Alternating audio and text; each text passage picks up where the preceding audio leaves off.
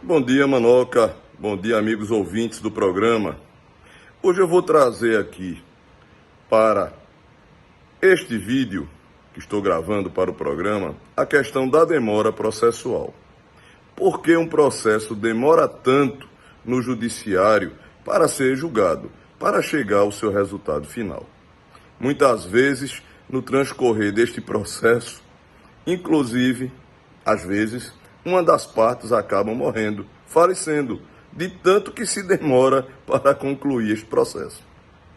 Então muita gente fica sem receber porque o credor morreu, ou o credor fica sem receber porque também morreu, né? Ambos, ou um ou outro, sem a conclusão deste processo que estava sendo discutido na justiça. Infelizmente, em primeiro lugar, no Brasil existem muitos recursos. Eu sempre digo que o bom advogado não é o que conhece da lei. O bom advogado é aquele que conhece do processo, do rito processual. O processualista. Porque o processualista é quem vai ditar, na realidade, esse andar deste processo, que ele é o patrono, que ele está ali defendendo alguém.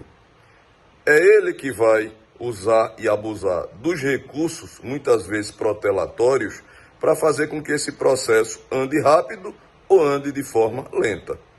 Por exemplo, se eu tenho um cliente que ele, na esfera criminal, que ele é culpado, está mais do que provado, foi preso, por exemplo, em flagrante delito, o que é que eu vou fazer? Eu vou fazer com que esse processo não ande através de recursos para que o crime prescreva. E o que é a prescrição? É a perda do direito que o Estado tem em julgar uma pessoa e condená-la.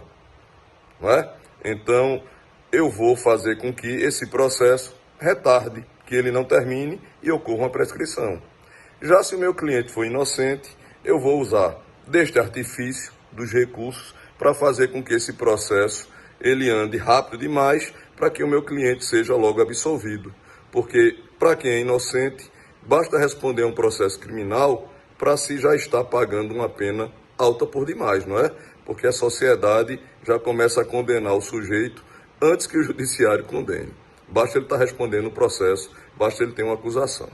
Então, o primeiro problema é justamente esse, não é? O primeiro problema é com relação, como eu já disse aqui, à quantidade de recursos que fazem com que um processo demore tanto para ser concluído. Outro problema que nós temos é com relação à falta de serventuários na justiça. Tanto aqueles que trabalham na secretaria, quanto daqueles servidores públicos denominados magistrados.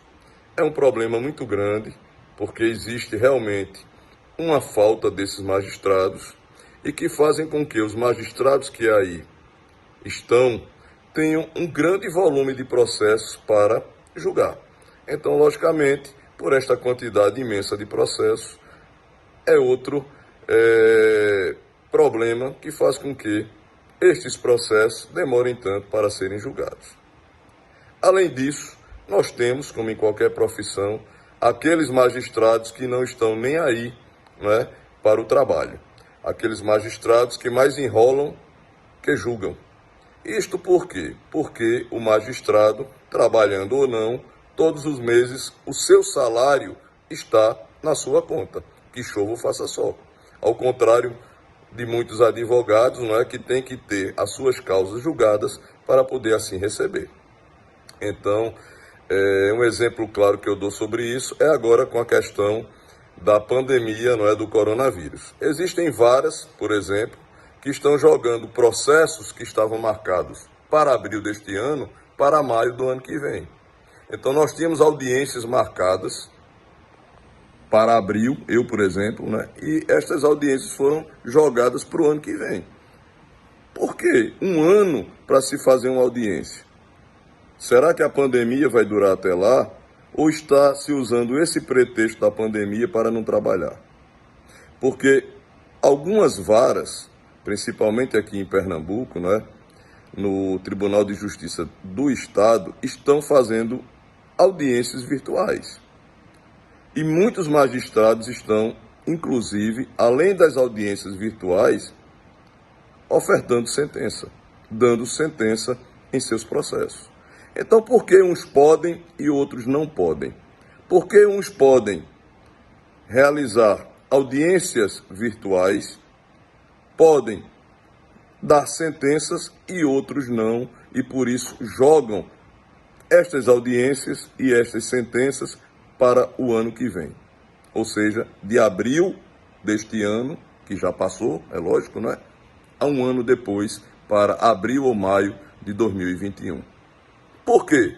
Agora, se fosse, a bem da verdade, algo que ninguém pudesse, ninguém pode, eu ficaria calado. Mas quando uns podem, eu vejo que os outros é que não querem fazer. Não é isso? Então, mais um motivo aí agora da pandemia, não é? Para que os processos demorem a ser concluídos. Isso sem contar que o magistrado, ele tem aproximadamente, não é, 3 férias por ano. 2 recessos e aquela férias que ele tem direito, que qualquer trabalhador, qualquer servidor brasileiro tem, não é? Aquele 1 mês de férias. Então ele tem 2 recessos do judiciário, não é isso? Em junho e em dezembro, e além do mais, tem mais as suas férias pessoais com relação ao seu trabalho. Então, é por isso que um processo demora tanto aqui no Brasil. Enquanto nos Estados Unidos um processo é julgado em primeiro grau em 6 meses, aqui nem nos juizados isso ocorre. Quando criaram juizados, eram para os processos serem julgados no máximo em 6 meses. Em 6 meses estarem resolvidos, né, todas as contendas, todos os conflitos de interesse entre as pessoas. Infelizmente, o juizado hoje, com relação ao prazo, está tão ruim quanto a esfera comum, não é?